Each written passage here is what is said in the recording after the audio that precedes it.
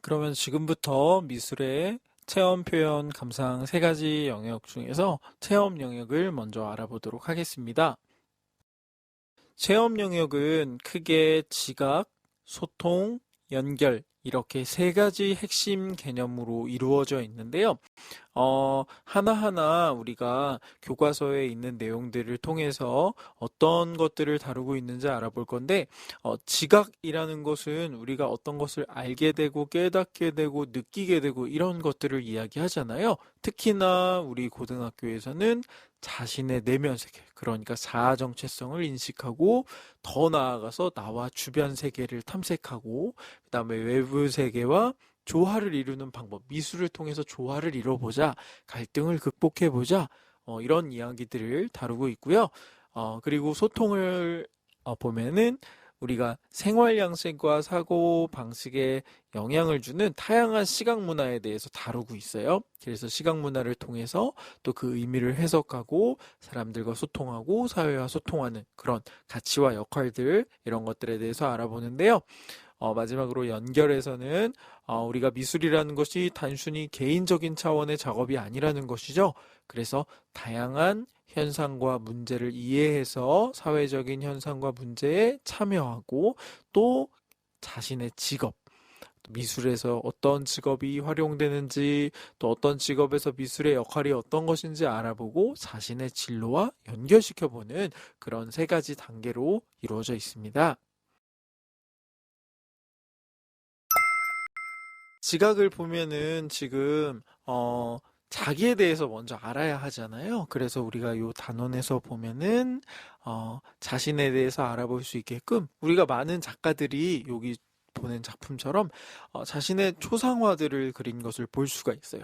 그래서 나의 느낌이나 생각, 친구들과 함께여서 행복해. 나의 미래는 무슨 어떤 모습일까? 이런 여러 가지 주제나 생각들을 바탕으로 자신을 표현하는 것들 미술가들도 많이 했다라는 것이죠. 그래서 자신의 내면 세계와 자아 정체성을 아는 것. 이런 것이 굉장히 중요하고요. 이 오른쪽에 있는 그림은 여러분들 선배의 작품이에요. 그래서 미술가가 나는 되고 싶어. 이런 꿈들을 그릴 거야. 그래서 자신의 내면 세계에 대해서 이렇게 알아본 작품도 있었고요. 그 다음에 나는 결국에 세상 속에 있는 존재이잖아요. 그래서 세상 속에서 내가 주변 세계와 어떤 관련을 맺고 있고 연결성을 갖고 있고 그 다음에 나는 어떤 상황에 있는지 나는 세상 속에서 어떤 모습인지 뭐 이런 것들을 이제 표현하는 것인데요. 특히나 아래에 있는 그림을 보면은 이것은 자신의 어린 시절부터 이렇게 시간의 흐름대로 이렇게 자신이 발전하고 자라가는 과정들 이렇게 이런 것들을 그려낸 작품인데요. 그래서 자신에 대해서 이렇게 아는 것, 지각하는 것이 굉장히 중요하다라는 게 체험에서 드러나고 있는 것들이고요. 네, 더 중요한 것은 이런 것 같아요. 나에 대해서 이제 알았다면은 그냥 나만 잘 살래 이런 것이 아니죠. 그래서 우리는 학교, 지역 사회에 또 자신을 둘러싼 외부 세계와 되게 많은 영향을 주고받으면서 성장하잖아요. 그래서 나만 이해하는 것이 아니라 다른 사람도 함께 이해해서 조화롭게 살 수 있는 방법을 미술이 제안해 주는 것, 제시해 주는 것. 이런 것이 굉장히 중요한데요. 지금 여러분들 선배들이 지금 되게 웃고 있죠. 그래서 보면은 마치 따돌림을 당했을 때 사람들이 눈을 가리고 귀를 가리고 입을 막은 것 같은 그런 답답함을 느꼈다면은 해결 방안으로는 우리가 다 같이 이런 것들을 보고선 함께하는 이런 학교가 되었으면 좋겠다. 이런 바람들을 담은 그런 작품인데요. 그래서 미술을 통해서 외부 세계와 조화를 이루는 것도 되게 중요한 체험에서 지각에서 다루고 있는 내용들입니다. 그래서 여러분들 선배들이 굉장히 지금 친한 모습으로 이렇게 앉아 있는데 계단에다가 이렇게 의자 모양의 작품을 만들어서 누구나 갈등이 있는 친구들은 앉아볼 수 있게 하는 이렇게 한다거나 아니면 학교의 영웅들처럼 친구들과 조화롭게 이렇게 살 수 있게 특히 학교에서 일어나는 많은 문제들을 해결할 수 있는 그런 우리들은 일종의 영웅들이다. 뭐 이런 작품들도 있는데요. 이렇게 자신에 대해서 알아봤을 뿐만 아니라 외부 세계와 미술이 조화를 이룰 수 있어야 된다는 것이 여기 지각에서 다루고 있는 핵심 내용이라고 할 수 있겠습니다.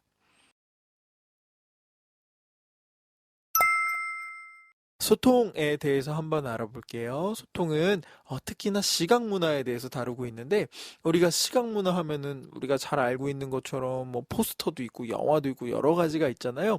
특히나 우리 생각열기에서 보면은 요즘 초등학교 앞에 이렇게 노란색 이렇게 표시가 되어 있는 것들을 볼 수 있겠는데 옐로 카펫이라고 하거든요. 자동차들이 이제 지나가면서 이 옐로 카펫 앞에 서 있는 친구들을 확실히 이제 발견할 수 있게끔 하는 건데 이렇게 시각 문화라는 것이 우리 사회에서 굉장히 많은 역할들도 하고 있고 어떠한 가치들도 갖고 있다라는 것이죠. 그래서 우리 주변에는 뭐 도시 게릴라 프로젝트도 있고 우리 학교에서 한 축제 포스터입니다. 축제 포스터도 있고 광고, 간판, 뭐 신문, 잡지, 방송, 특히 요즘에 유튜브 이런 것들도 다 시각 문화죠. 우리가 볼 수 있는. 특히나 이런 것들이 시각 문화라는 게 그냥 단독적으로 뭐 이렇게 독립적으로 발전하는 게 아니라 우리 사고방식과 생활 양식에 영향도 주지만 우리가 결국에는 그런 것들을 영향을 주면서 서로 상호 간에 발전하게 되는데요. 특히나 중요한 것은 이런 것 같아요. 가치 있는 시각 문화에서 보면은 우리가 시각 문화를 통해서 그냥 단순히 즐거움을 주거나 무엇을 발견하고 그냥 표시하고 정도가 아니잖아요. 특히 요즘에 많이 쓰는 여기 김미지 학생 작품, 이모티콘 작품 같은 거 보면은 감정을 전달하는 도구도 되고요. 이 김윤재 디자이너 오른쪽에 보면은 이 사람이 이렇게 되게 세계의 다양한 어떤 랜드마크들을 단순화하는 작업들을 많이 했대요. 그래서 실제로 구글에서 우리 회사에서 일해달라고 이렇게 초청장이 오기도 했대요.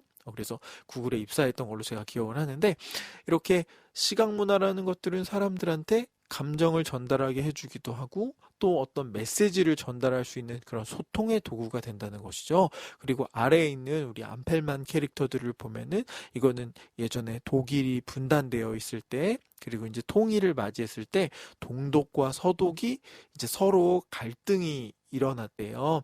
그랬을 때 그런 것들을 이제 서로 합칠 수 있게 만들어준 거죠. 우리가 가치 문화를 공유하면서 이 시각 문화를 공유하면서 서로 소통하고 사회적인 통합을 이끌어내자 이런 사례들인데 이렇게 시각 문화라는 것 되게 많은 가치들을 가지고 있습니다.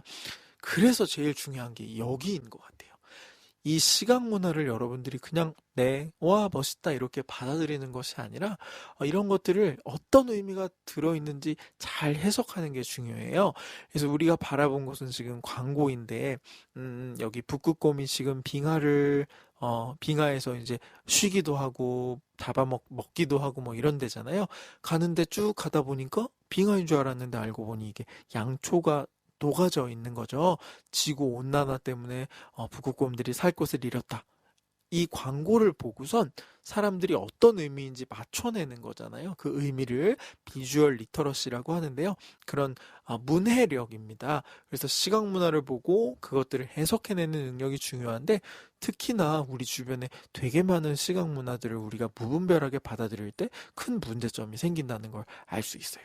그래서 시각 문화에는 그 가치와 역할이 굉장히 사회적으로 크지만 특히나 그것들을 해석하는 게 우리들의 역할이다. 이런 내용들을 다루고 있습니다. 그래서 우리 주변도 시각 문화로 이렇게 지금 보는 학생 작품처럼 바꿀 수 있다. 이게 소통에서 다루고 있는 내용들이라고 할 수 있어요. 네, 또 한 가지를 보면은 특히나 요즘에는 정보 디자인이라는 것들도 굉장히 많이 사람들한테 사용이 되고 있는데요. 특히 어떤 것이냐면 데이터 시각화.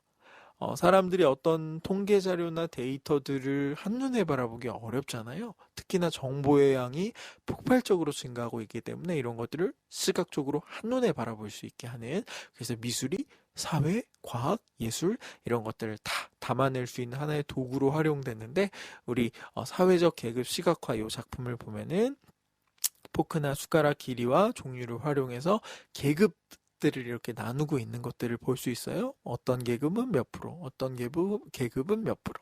이렇게 시각 문화를 통해서 많은 사회적인 소통이 이루어지고 있다는 것도 알았으면 좋겠습니다.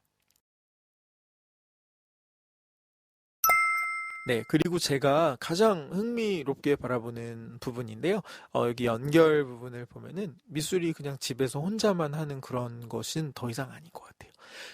다양한 사회적인 현상과 문제를 이해하고 미술로 참여하게 만들어주는 것인데, 이 인도에 있는 택시들은 이렇게 되게 인도에 있는 다양한 문화들을 택시 안에 이렇게 꾸며놓고 있대요. 그래서 이렇게 사회 현상을 그대로 반영하기도 하지만, 특히나 미술은 사회적인 메시지들을 주는 것으로 유명한데요. 지금 보고 있는 요셉 보이스라는 작가는 어, 사회적인 메시지를 담은 작품들을 자기가 하면서 사람들의 참여를 유도하게 만들었거든요. 예전에는 미술이 그냥 미술가 혼자 하는 거였다면 요즘에는 이제 참여형 미술들이 굉장히 많잖아요. 보이스가 어떤 작업을 했냐면은 당시에 독일의 어떤 그런 사회적인 황폐, 정신적인 황폐 이런 것들을 회복하고 싶었던 거예요. 그래서 미술관 앞에 어떤 그런 이 떡갈나무, 희망을 상징하겠죠. 어떤 회복을 상징하겠죠. 그래서 떡갈나무를 심고 현무암 기둥을 하나 옆에다 세워둔 거예요. 그러면서 미술관 옆에 6,999개의 현무암 기둥들을 쭉 세워놓고, 자, 이제 도시에 우리가 이런 의미를 담아서 나무를 심자. 그래서 이 프로젝트에 참여하는 사람들은 나무를 심고 여기 있는 돌들을 하나씩 가져다가 옆에다가 세워다오. 그래서 너희들은 우리가 자발적으로 동참해줘. 이런 메시지들을 담은 거예요. 그래서 실제로는 이 요셉 보이스의 어떤 프로젝트에 동참해서 많은 독일인들이 이런 프로젝트를 참여했고, 결국에는 보이스가 죽은 다음에 이것들이 완성이 됐는데, 결국에는 모든 사람이 예술가라는 그런 자신의 신념들을 또 나타내기 위해서 이렇게 사람들을 참여시킨 건데요. 이렇게 사람들이 미술을 통해서 사회적인 메시지에 참여할 뿐만 아니라 나도 예술가야 라고 이렇게 동참을 하고 있다는 것들을 알 수 있습니다. 네, 그래서 특히나 요즘에 다양한 계층들이 이렇게 우리 사회에 생겨나면서 여러 가지 문제들이나 현상들이 생기는데요. 첫 번째 작품을 보면은 다문화 다리 프로젝트예요. 그래서 우리나라에도 이제 다문화 사회인데, 요 장통교라고 합니다. 장통교라는 그런 다리에 사람들한테 이 프로젝트에 대해서 알리고 다 조각보드를 이제 이렇게 뜨게 만든 거예요. 그래서 되게 다양한 나라의 사람들, 어떤 다양한 인종들 이런 사람들이 그 뜨개질 조각들을 하나씩 모아서 이 다리 난간에 하나씩 다 이렇게 연결을 지어 놓은 거예요. 그래서 문화와 문화를 잇다. 뭐 사람과 사람을 잇다. 이렇게 다리로 다문화 사회로 연결된 모습들. 사람들이 참여하고 사회적인 어떤 계층들, 구성원들의 목소리들을 전달했죠. 그리고 아래에 있는 작품은 우리나라 강익중 작가의 작품인데요. 이런 것들을 보면은 우리나라 실향민들이 각자의 고향을 이렇게 그려놓은 걸 볼 수가 있어요. 그래서 영국에서 전시가 됐는데 이렇게 이렇게 템즈강에 떠 있는 작품이에요. 그래서 템즈강에 둥둥 뜬 수많은 실향민들의 그림을 그린 이 네모란 상자가 이 네모란 배 같은 이런 모양들이 고향을 향해서 갔으면 좋겠다. 위에 있는 소년이 고향을 향해 불을 밝히고 있다. 이런 이야기들을 담고 있는데요. 남녀노소 누구나 참여할 수 있는 게 또 미술인 것 같아요. 그래서 미술이 남녀노소 참여하다 보니까 이제는 사회적인 문제까지 해결할 수 있는 그런 놀라운 힘을 갖고 있는 거예요. 실제로 지금 우리가 보고 있는 작품은 이 브라질의 정말로 무법천지 같은 그런 곳이에요. 그래서 실제로 브라질 월드컵이 이루어지기 전에 굉장히 많은 사람들이 걱정을 하고 그랬다고 하는데, 이런 것들을 파벨라라고 불렀거든요. 근데 쿠라스와 우르안이라는 그런 네덜란드 작가가 이곳에 가면서 사람들한테 미술을 가르쳐주고, 그 다음에 마을을 이렇게 함께 꾸미면서 관광객들이 오니까 경제가 살아나고 치안도 유지가 되고, 이렇게 미술이 사회를 바꾸는 역할까지 하고 있다. 미술이 사회와 연결되어 있다라는 것들을 알 수 있고요. 우리 학교에서도 이런 프로젝트를 했어요. 그래서 다양한 사회적인 문제들을 해결할 수 있는 방법들을 하나씩 모아서 지금 날개 모양을 이렇게 만든 걸 볼 수 있는데요. 그래서 어떤 친구들은 요 앞에서 인증샷을 딱 찍어서 모두가 함께 힘을 합친다면 사회적인 문제를 해결하고 날아갈 수 있다. 이런 얘기들을 담은 그런 사회 참여 미술, 이런 것들도 미술의 중요한 역할로 요즘에 등장을 하고 있다는 것이죠. 그래서 여러분들 2학기 때는 저와 함께 사회 참여 미술 프로젝트를 한번 해보도록 하겠습니다. 네. 또 미술의 디자인도 미술의 한 영역이잖아요. 그래서 문제를 해결하는 게 이런 사회적인 문제도 있고, 또 그 다음에 디자인을 통해서 문제를 해결하는 것도 있는데요. 특히나 되게 다양한 아이디어들이 많은 것 같아요. 여기 보면은 택시를 탔는데 사람들이 안전벨트를 잘 안 매잖아요. 그래서 어떻게 하면 사람들한테 안전벨트를 맬 수 있게 할까라는 고민들을 하다가 안전벨트를 매면 무료 와이파이를 이용하게 만든다. 문제를 해결하게 만드는 그런 미술의 역할. 그리고 유니버설 디자인. 우리가 노약자나 장애인을 위해서 이렇게 하는 것들이잖아요. 그래서 여러분들도 요즘에 버스를 탈 때 저상 버스를 탈 텐데요. 이런 것들을 이제 무어라는 디자이너가 실제로 젊은 여성이었는데 노인 복장을 하고 되게 오랜 시간 동안 실제로 경험을 한 거예요. 그래서 필요한 것들을 미술이 사회에 이런 노약자들이 필요한 것들을 미술이 해결해 줄 수 있는 그런 역할들. 그래서 뭐 왼손잡이, 양손잡이용 가위, 저상버스, 소리가 나는 주전자 이런 것들을 여러 가지 것들을 미술이 사회에서 담당하고 있습니다. 그래서 네, 문제 해결을 위한 우리가 단계들도 나중에 알아볼 거예요. 그래서 실제로는 이 문제 해결을 위한 디자인 띵킹 프로세스는 스탠퍼드 대학에서 디스쿨에서 지금 사용을 하고 있는 건데 미술에서도 이런 것들을 활발하게 사용하거든요. 그래서 문제 해결의 5단계 지금 본 것들 이런 것들을 통해서 실제로 개발도상국의 인큐베이터 문제를 해결한 사례인데요. 이런 것들은 결국에는 미술이 개인적인 차원에서 이제 사회적 차원으로 연결되어 있다라는 것들이죠. 그래서 사람들의 이야기들을 체험하고 우리 주변에 대해서 알게 되면서 미술을 통해서 사회적인 어떤 기여를 할 수 있는 여러분이 되기를 바랍니다. 그리고 과학 시간에 많이 배웠을 텐데 이런 적정 기술도 기술은 과학의 영역이라 할지라도 어떤 디자인적인 부분들도 사용이 되고요. 특히나 또 환경을 위한 디자인을 위해서 재활용 어떤 업사이클링, 리사이클링 이런 것들도 많이 하거든요. 그래서 재활용품들을 사용한 것들 아니면은 우리 주변의 환경에 무해한 것들로 만드는 것들. 이렇게 미술이 사회적으로 굉장히 큰 기여를 하고 있다는 것도 여러분이 잘 아셨으면 좋겠습니다.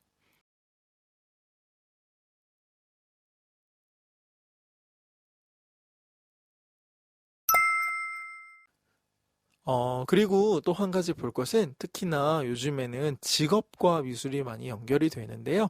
그래서 여러분들이 보는 것처럼 다양한 직업에서 미술이 어떻게 사용되는지, 미술이 직업에서 어떤 역할들을 하고 있는지 이런 것들을 찾아보고 나와 직업 세계를 탐색을 해본 다음에 이런 것들을 바탕으로 아래에 있는 것처럼 그림을 그려볼 수도 있고요. 그 다음에 어떤 나의 미래, 명함도 만들어 보고 아니면 나의 건물도 지어보고 뭐 어떤 여러 가지 활동들을 할 수 있는 것. 그래서 미술이 사회와 또 개인을 이렇게 연결하고 있다라는 것들도 알았으면 좋겠습니다.